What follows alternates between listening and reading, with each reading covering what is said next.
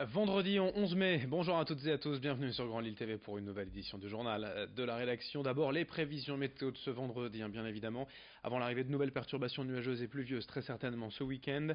Du soleil aujourd'hui dans la région, sur toute la région d'ailleurs on devrait bénéficier du ciel bleu, de températures également très agréables. Un temps plutôt frais, plutôt ce matin, mais les températures grimpent quand même à la faveur du soleil cet après-midi, 20 degrés pour les maximales à Lille et les prévisions complètes de la chaîne météo bien évidemment juste après ce journal. Du soleil et les températures supérieures aux normales de saison aujourd'hui, alors un rappel s'impose, n'oubliez pas de boire de l'eau, c'est essentiel tous les jours, surtout quand il fait chaud, au moins 1,5 litre voire 2 litres par personne. Vous avez le choix bien évidemment entre l'eau en bouteille ou celle du robinet, mais dans la métropole lilloise, savez-vous précisément d'où vient cette eau potable?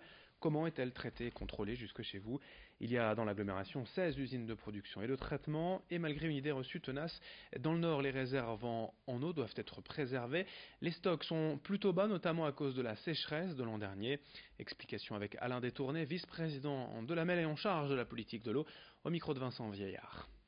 Depuis le 1er janvier 2015, la métropole est propriétaire des 16 usines de production d'eau. Et donc effectivement, quand on a du nickel à enlever de l'eau, ça s'appelle la décarbonatation. Et donc là, c'est fait avec des traitements, de la chaux. Donc tout ça, il faut maintenir tout ça en bon état de fonctionnement. Les forages aussi, puisqu'il y a des pompes donc il faut aussi maintenir ces pompes en bon état de fonctionnement, enfin, etc. Il y a tout un système d'automatisme et d'électrotechnique, etc., qui permet de maintenir toutes ces pompes. Il y a des usines qui sont automatiques, donc il faut les surveiller avec des plans informatiques. Donc voilà, il y a tout un système, 16 usines quand même pour produire l'eau sur la métropole. En France et particulièrement ici dans la métropole lilloise, l'Agence pour l'éducation par le sport est depuis 2015 l'une des principales structures d'insertion des jeunes dans les quartiers. Son programme Déclic sportif permet de faire valoir l'investissement que sont capables de mettre ces jeunes dans le sport et de le mettre à profit dans des formations qualifiantes. Depuis 3 semaines ainsi, au Krebs de Wattignies, 10 jeunes sportifs sans emploi ni formation ont été pris en charge afin de leur montrer que leurs capacités sportives valaient aussi bel et bien des qualités intellectuelles et donc scolaires. L'objectif pour eux à l'arrivée, c'est d'intégrer un organisme de formation et pourquoi pas aussi surtout un emploi. Explication complémentaire au micro de Xavier Silly. Souvent le sport, chez un jeune, et on le voit dans beaucoup d'entre eux, ils le mettent dans la case loisir, à côté de lire, cinéma et sport. Alors que quand on creuse un petit peu, on se rend compte que un jeune, il peut être capitaine de son équipe, il peut s'occuper d'une section entière dans une association, il peut faire de la comptabilité, il peut être secrétaire de l'association, mais aussi il a acquis un certain nombre de codes et de valeurs durant toutes les années qu'il a passé dans ces clubs.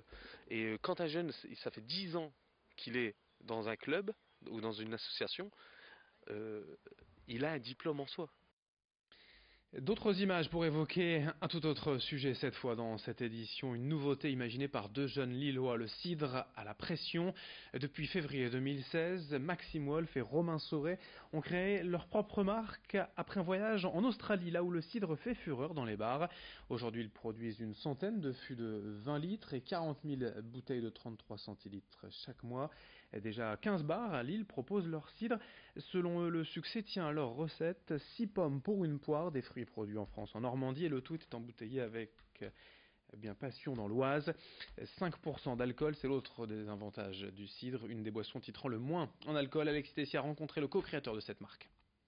Puisque comme nous on crée le produit, quelque chose qui n'existait pas, le cidre en pression, c'est nous qui avons été faire toutes les démarches pour aller voir les bars et leur dire on a un nouveau concept, un cidre en pression qui va vous plaire.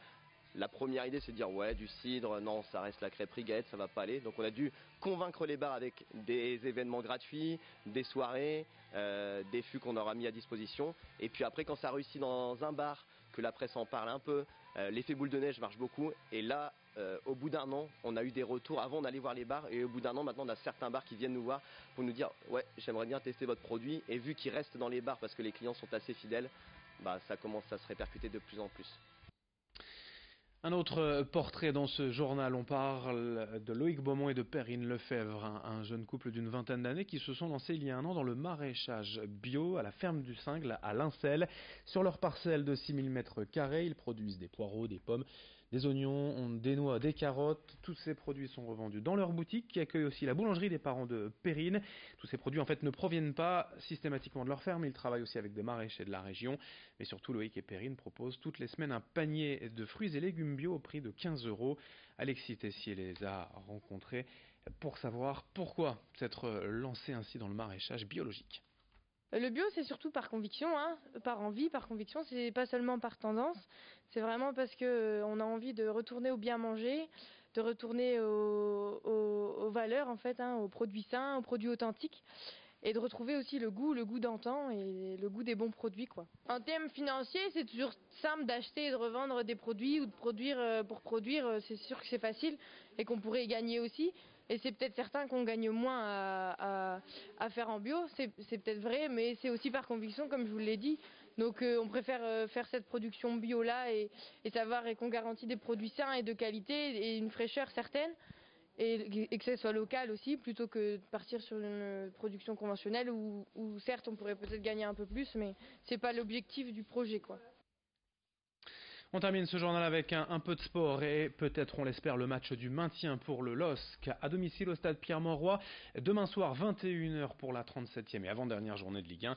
Les Lillois ont peut-être fait le plus dur en allant chercher cette précieuse victoire la semaine dernière à Toulouse. 3-2. Ils ont désormais leur destin entre leurs mains.